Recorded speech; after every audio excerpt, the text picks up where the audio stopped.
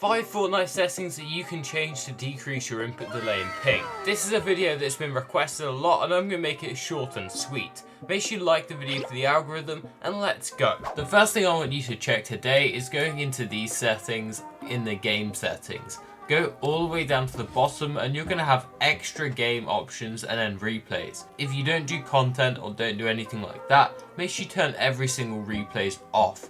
Record replays, large team, creative replays. If you do content and think you're only going to need normal replays, then turn large team replays and creative replays off. Furthermore, make sure you turn record high quality replays off as well. This is going to make your game run so much better because it's not recording everything that's happening in your game while the game's running. Trust me, it actually works. A quick one for people on PC is the display options here.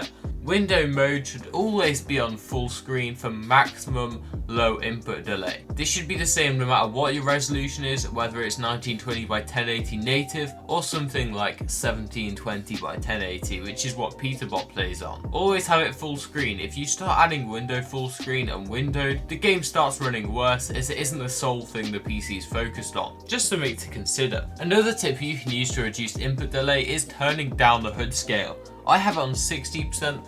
And this means that my HUD looks something like this. You can see that the panels are still clearly visible, however they are a lot smaller than if I had it on 100.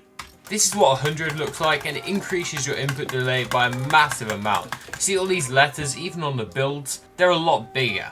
The guns are a lot bigger, therefore increasing the amount of loading time the game needs to load stuff. You can see that I'm currently 0 ping, but that's because I'm in my 0 delay free build map. I'm going to be 0 ping almost no matter what here. You can play it if you want, it's on the screen right now. But as a side, 60% is a happy medium for my HUD scale, and I'd recommend doing something similar to your HUD scale. It also looks a lot nicer in my opinion when you're building. As well as this, it means that you can actually see your surroundings a lot better. Turning disable pre-edit option on is going to mean that you reduce your input delay by disabling pre-edits. Pre-edits is a whole other set of options the game has added, and having it on increases the input delay quite noticeably, especially in game. Most people don't even use pre-edits, so having them on is a pointless waste of time. This next one is the same whether you play on controller or keyboard.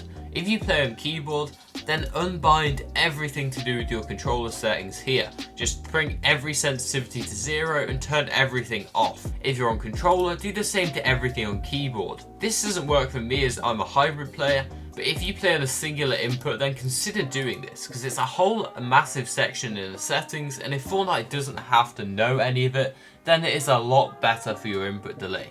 You might even see a decrease of like 3 to 4 ping in creative and a decrease of 5 ping in game, which is a massive amount when you think about it. Having lower ping and input delay is so good for box fights and especially defensive play.